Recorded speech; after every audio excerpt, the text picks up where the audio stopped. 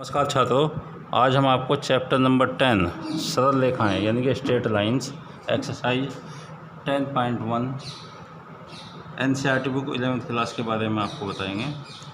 सरल रेखाएं यानी कि दो बिंदुओं से जो को मिलाने पर एक रेखा की बनती है, जो रेखा बनती है उसी को सरल रेखा कहते हैं। पिछले क्लासों में तुमने ग्राफ पेपर पढ़ा होगा। कार्तीय तल में जो भी बिंदु होते हैं, जो भी हम बिंदु लेते हैं, उनको दर्शाने के लिए एक पॉइंट की ज़रूरत पड़ती है। उस बिंदु को हम जो भी वैल्यू होती है उसको निर्देशांक कहते हैं, यानी कि एक्स एक्स और वाई एक्स होते हैं। और एक्स एक्स और वाई एक्स पर दर्शाने के लिए किसी बिंदु को एक्स वाई के मान होते हैं, और एक्स वाई के मानों को ही भुज और कोटि कहा जाता है। एक्स के मान को भुज और वाई के मान को कोटि। और उस बिंदु को, उस वैल्यू को जो भी वैल्यू प्राप्त होती है उसको कार्तीय तल पर उस बिंदु के निर्देशांक कहा जाता है। तो देखिए, यहाँ पर सरल रेखाओं को प्रदर्शित करने के लिए यदि हमारे पास इससे पहले की और चीज़ें हैं, यदि हमारे पास दो बिंदु दे रखे हों कार्तीय तल में, तो उसके बिंदु यदि उसके निर्देशांक x1 y1 और x2 y2 हों, तो उन बिंदुओं के बीच की दूरी अगर ज्ञात करनी हो तो सूत्र होता है under root x2 minus x1 का square plus y2 minus y1 का स्क्वायर। दो बिंदु ए और बी को मिलाने वाले रेखाखंड को बिंदु P यदि m और n के अनुपात में विभाजित करता है, जैसे यहाँ पर मान लीजिए, यहाँ पर बता देता हूँ मैं, ये रेखा ही है, ए बी है, P यहाँ पर विभाजित करता है, अंत विभाजन में m और n है, इसके निर्देशांक x2 y2 और इसके निर्देशांक x3 x1 y1।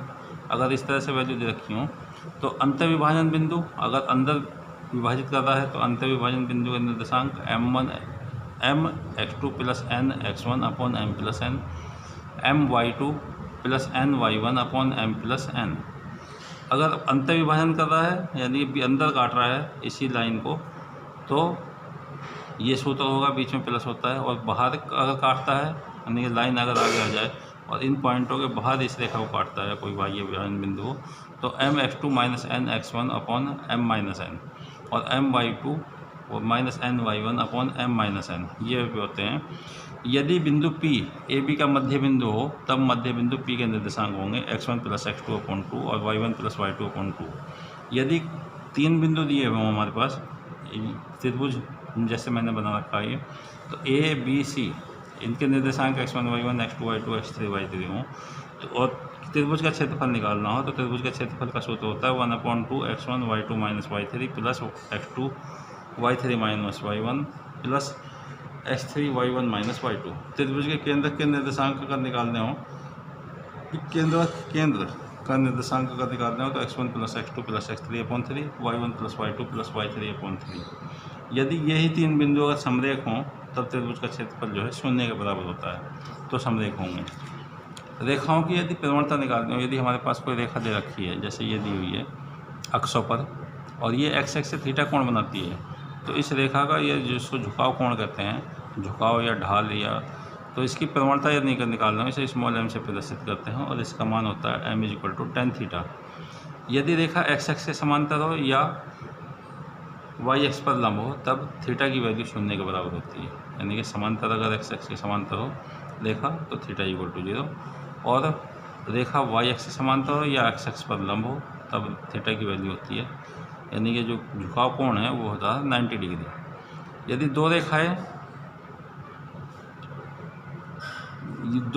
कोई भी रेखा यदि दो बिंदु से जाती है तो उसकी प्रवणता का सूत्र होता है m = y2 minus y1 upon x2 minus x1। ये प्रवणता का सूत्र होगा यदि दो बिंदु से होकर देखा जाती है। दो रेखाओं के बीच का कोण यदि हमें निकालना हो, जैसे ये दो रेखाएं दे रखी हैं हमारे पास, इनका बीच का कोण यानी कटावन कोण जो है tan थीटा के बराबर है, थीटा के बराबर है, तो इसका सूत्र होता है tan theta = m1 minus m2 upon 1 plus m1 m2। इसमें देखिए मॉडुलस लेते हैं, यहाँ पर मॉडुलस का मतलब साइन कोई सा भी हो सकता है, इसको बस इस चीज़ का ध्यान रखना वैल्यू रखते हुए। अगर m1 ज़्यादा है तो M1 माइनस M2 करेंगे, और M2 की वैल्यू ज़्यादा है तो M2 माइनस M1 करेंगे, यानी साइन का चेंज हो जाता है अगर वैल्यू चेंज करते हैं तो। यदि दो रेखाएं समांतर हों तो प्रवणताएं जो हैं बराबर होती हैं। दो रेखाएं लंबवत होती हैं तो M1 और M2 यानी प्रवणताओं का गुणनफल -1 के बराबर होता है। तीन बिंदुओं के समरेख के लिए एक सूत्र और होता है। एक तो त्रिभुज का क्षेत्रफल अभी मैंने बताया 0 के बराबर होता है। एक होता है यदि AB, ये तीन बिंदु एक ही रेखा में है यानी कि समरेख हैं, तो AB की प्रवणता इक्वल टू BC की प्रवणता। इससे भी हम समरेख दिखा सकते हैं, यानी कि दो रेखाएं प्रवणताएं अगर बराबर हों तो वे बिंदु समरेख होंगे। उसके बाद देखिए 10.1 के सवाल हैं। इसमें एक पहला सवाल दे रखा है इसके सवाल करने में। कार्तीय तल में एक चतुर्भुज खींचिए जिसके शीर्ष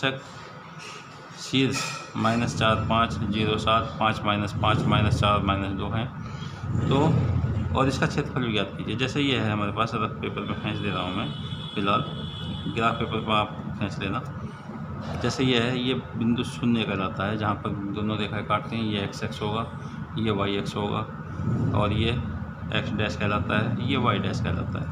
इस साइड में x की वैल्यू पॉजिटिव लेते हैं, इस साइड में नेगेटिव लेते हैं, यहाँ पॉजिटिव और यहाँ नेगेटिव।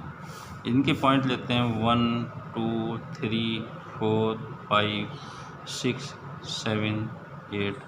इसी तरह से यहाँ भी 1 2 3 4 5।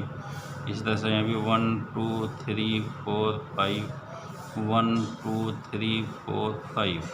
इस तरह से चाहे जितने पॉइंट ले सकते हैं, मैंने आवश्यकता के अनुसार ले लिए। जैसे हम वैल्यू -4 और 5, यानी कि x की वैल्यू निगेटिव में और y की वैल्यू पॉजिटिव में है। -4 1 2 3 4 ये वैल्यू होगी, और यहाँ पर 5 1 2 3 4 5, या इसका मतलब ये है ये पॉइंट यहाँ पर कहीं पर आ जाएगा। 1 2 3 4 5 यहाँ पर कहीं पर वैल्यू आएगी है, तो -4 और 5। इसी तरह से 0 और 7 1 2 3 4 5 6 7 यहाँ पर वैल्यू आ जाएगी 0 7 की। और दूसरी वैल्यू है 5 और -5, यानी कि x की वैल्यू पॉजिटिव 1 2 3 4 5 1 2 3 4 5 यहाँ पर 5 और -5। और उसके बाद -4 -2, -4 इधर और 2 नीचे, ये। तो इस तरह से इनको रेखाओं को मिला देंगे हम। यहाँ मिलाएं इन पॉइंटों को, ये वैल्यू इस पॉइंट को मिलाएं इस तरह से, ये वैल्यू इस पॉइंट को मिलाएं,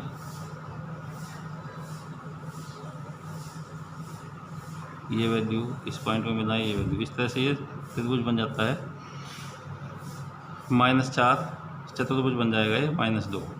उसके बाद देखिए इसको जो है हम दो त्रिभुजों में डिवाइड करेंगे। यहाँ से डिवाइड कर दो इसे, यहाँ से इसको पॉइंट मान लो A, इसको B मान लेंगे, इसको C मान लेंगे और इसको D मान लेंगे। अलग अलग त्रिभुज बन गए, एक तो ABD बन गया और एक BCD बन गया। त्रिभुज ABD के लिए अलग से चाहे तो त्रिभुज बना लो ये रफली। ABD, A की वैल्यू है -4 5, B की वैल्यू है 0 7 और D की वैल्यू है -4 -2। इसकी वैल्यू x1 y1 मान लें और इसकी वैल्यू x2 y2 और इसको x3 y3। त्रिभुज ABD का क्षेत्रफल, अलग अलग क्षेत्रफल निकाल लेंगे दोनों त्रिभुजों का और इनको जोड़ देंगे, आंसर आ जाएगा 1/2 x1 y2 minus y3 plus x2 y3 minus y1 plus x4 x2 y3 minus y1 x3 y1 minus y2। उसके बाद देखिए इनके मान रख देंगे 1/2। x1 की वैल्यू है -4 और y2 की वैल्यू 7 और यहाँ पर +2, फिर 0 -2 -5 -4 5 -7। इस तरह से इनके वैल्यू रखते चले जाएंगे, तो ये वैल्यू हो जाएगी 1/2 -36 प्लस 8 और इस इक्वल टू -28/2 वर्ग पाई। उसके बाद देखिए त्रिभुज BCD के लिए यहाँ पर त्रिभुज बनाई दे रहा हूँ मैं BCD, B, C और D। B की वैल्यू है 0.7, C की वैल्यू है 5 - 5 और D की वैल्यू है -4 - 2। इसको x1 y1 मान लेंगे, इसको x2 y2,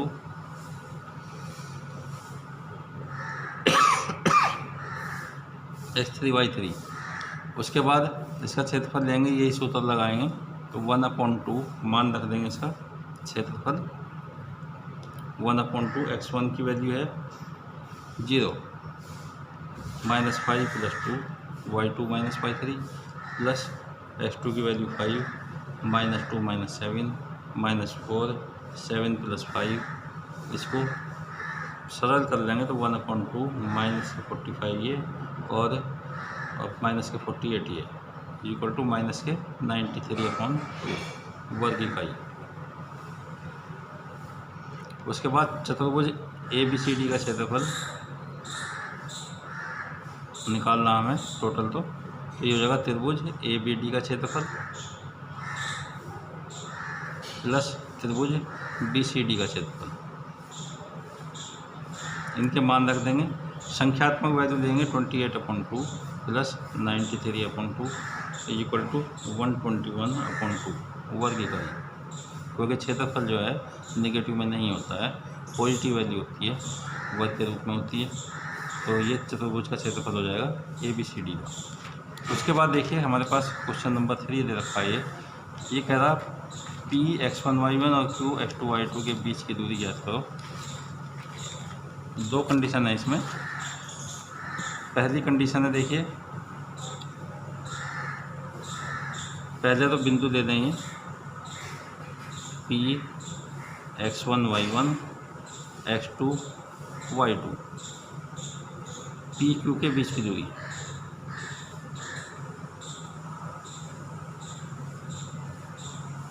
PQ equal to √ x2 - x1 का स्क्वायर प्लस y2 - y1 का स्क्वायर, ये होता है। उसके बाद फर्स्ट कंडीशन है, रेखा PQ y एक्सिस समांतर है।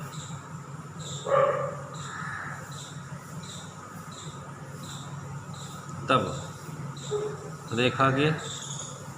रेखा का भुज एक स्थिरांक होगा, यानी कि समान होते हैं, यानी इसलिए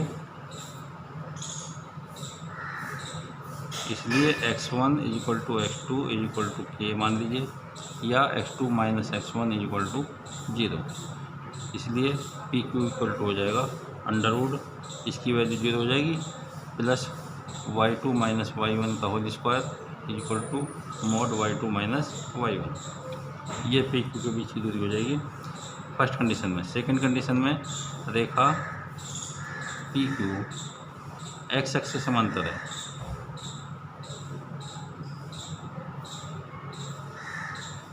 तब रेखा का कोटि एक स्थिरांक होगा।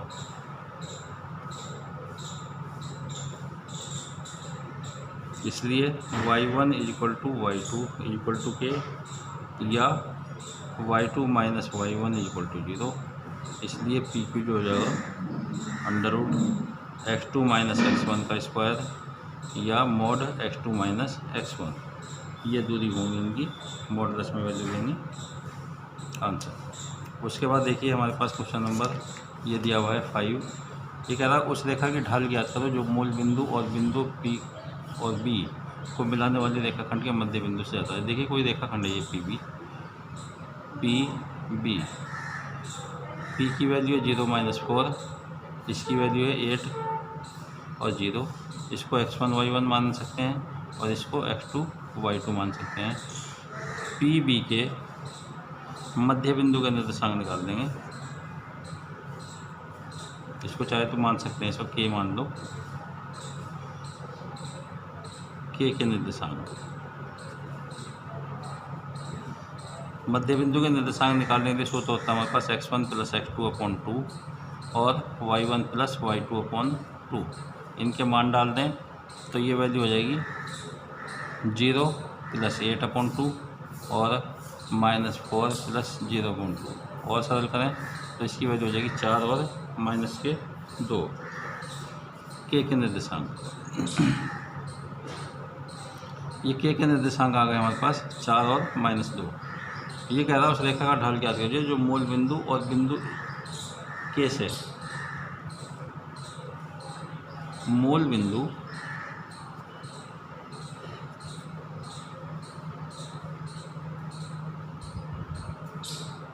जीरो जीरो तथा के से जाने वाली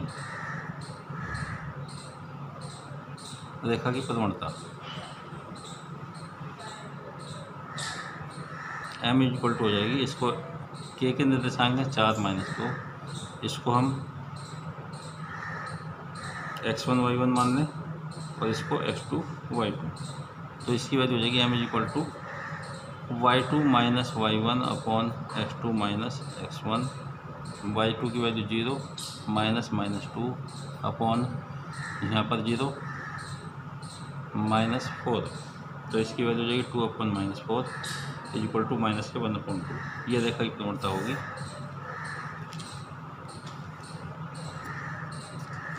उसके बाद देखिए हमारे पास ये क्वेश्चन है, एक रेखा की ढाल दूसरी रेखा की ढाल का दोगुना है, यानी कि प्रवणता दुगनी है।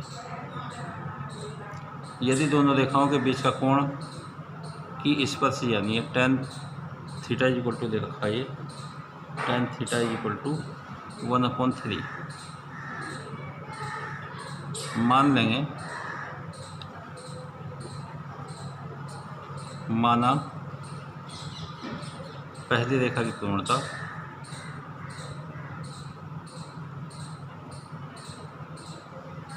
m1 = m, दूसरी रेखा की प्रवणता m2 = 2m, और tan θ का सूत्र होता है रेखाओं के बीच का कोण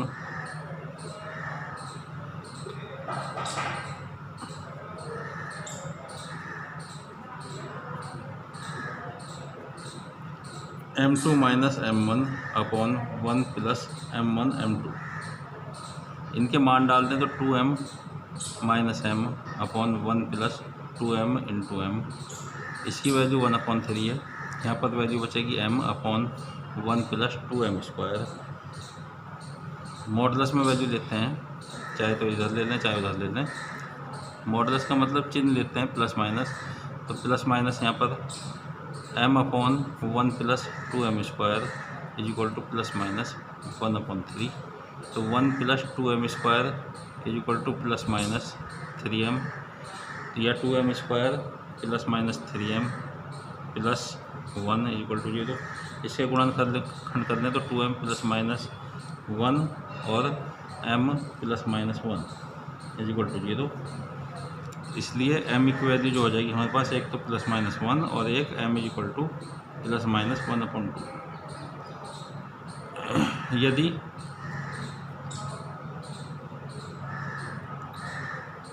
m1 = m ± 1, तब m2 = जो हो जाएगा 2m या ±2, और m = m1 = m ± 1/2, तब m2 की वैल्यू जो हो जाएगी 2m या ±1। इसलिए रेखाओं के ढाल जो होंगे, रेखाओं की प्रवणता एक तो ±2 और ±1, और दूसरी हो जाएगी ±1 और ±1/2। ये आंसर होंगे इनके, चाहे जैसे लिख सकते हैं। उसके बाद देखिए हमारे पास ये है क्वेश्चन नंबर 13 दिया हुआ है। एक और सवाल है बस, इसके बाद चलिए देखते हैं। यदि ये तीन बिंदु H0, AB और 0K एक रेखा पर हैं तो दिखाइएगी a/h plus b/k is equal to 1। ये देखिए हमारे पास अगर चाहे तो त्रिभुज के क्षेत्रफल से इसकी वैल्यू निकाल सकते हैं। ABC H0 x1 y1 मान लेंगे इसे। उसके बाद AB इसको x2 y2 मान लेंगे और 0 के x3 y3 मान लेंगे। त्रिभुज का क्षेत्रफल, त्रिभुज ABC का क्षेत्रफल समरेख के लिए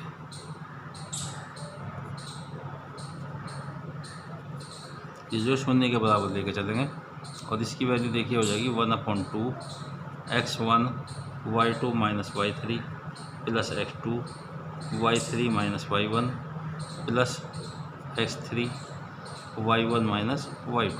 इनके मान डाल देंगे तो ये वैल्यू हो जाएगी 1/2 x1 की वैल्यू h, y2 की वैल्यू b माइनस k और प्लस यहाँ पर x2 की वैल्यू a, k माइनस 0, फिर यहाँ पर 0 माइनस b और इक्वल टू 0। तो ये वैल्यू हो जाएगी 2 को इधर ले जाएंगे 0 हो जाएगा ये, इसका ब्रैकेट खोल दे तो BH माइनस HK और plus AK equal to 0। HK को इधर ले जाएं तो BH plus AK equal to HK। HK से भाग दे दें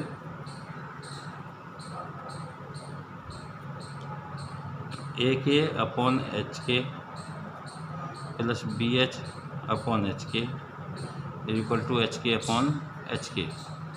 इससे ये कैंसिल 1, यहाँ H की वैल्यू ये, K से K कैंसिल तो A/H plus B/K equal to 1। ये आंसर हो गया इसका, ये दिखाना था हमें इसमें। Thank you.